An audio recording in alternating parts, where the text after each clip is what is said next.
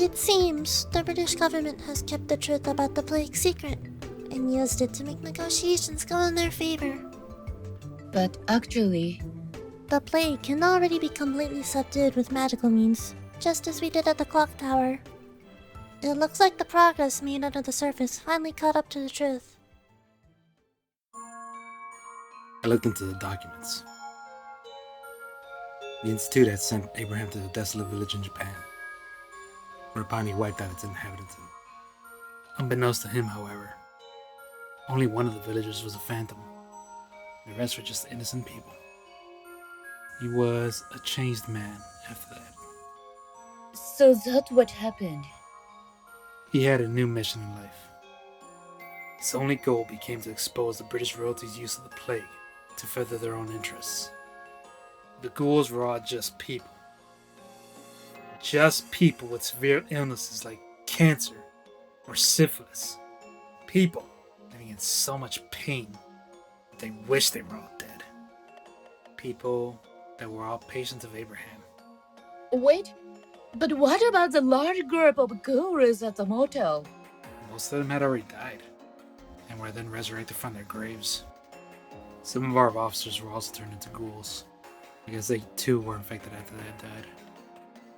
Will things change from now on? Who knows?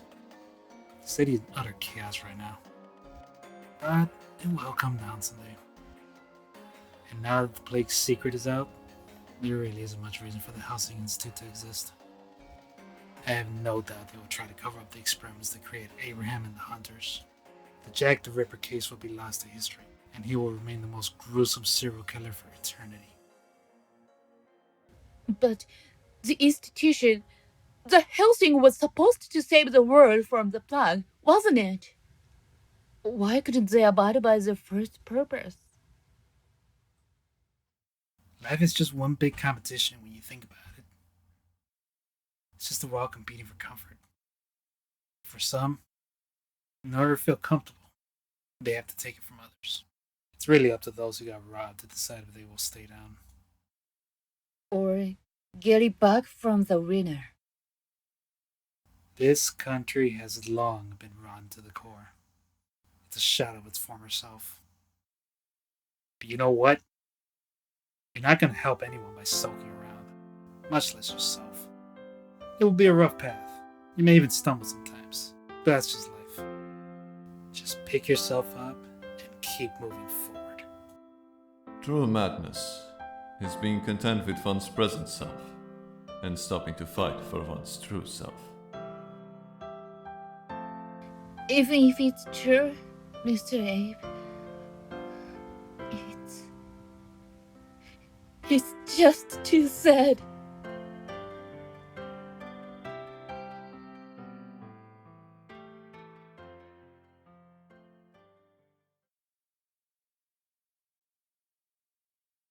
Whether someone's intentions were good or bad, in the end, it's the victor who decides. In that aspect, we haven't progressed at all since ancient times. I'm sure that's what he meant that time. Mr. Abe had always wanted to stop this game, still in the chair for one another, all by himself. I don't care what those humans think. What's with the gloomy mood? Miss Remilia, your head grows out so fast, doesn't it? Don't call it growing out. More importantly, who's this human? To extinguish the life of a vampire, one has to sever their head and pierce their heart with a stake. One might also expose them to the sun and disperse the remaining ash in the sea. It seems that she would take any opportunity to ram a stake into my heart. Don't you have to take out the head first? It's okay to start with the heart. She's all for it. You've got quite the nerve. I like it. Gatekeeper, you'll be in charge of taking care of her. Huh? Hey, human. You know how to do housework, don't you? I know the common tasks. Good. Make sure to improve on that.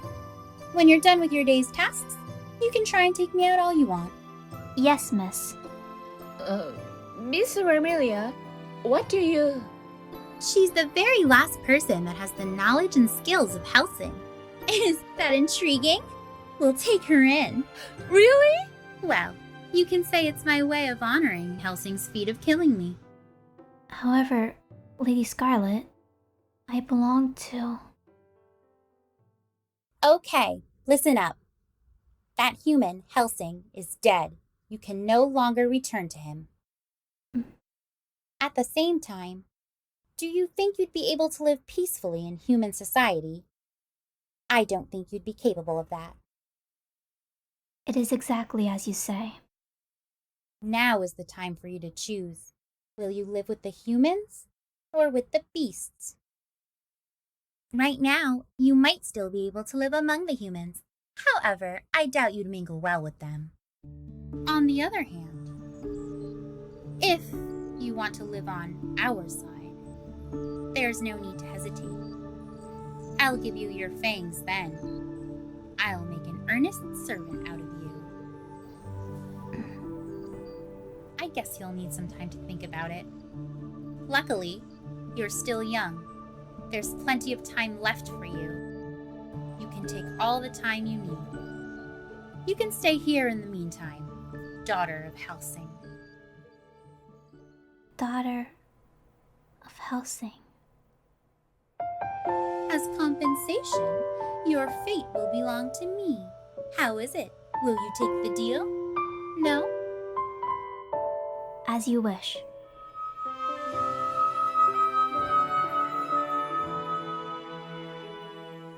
Good.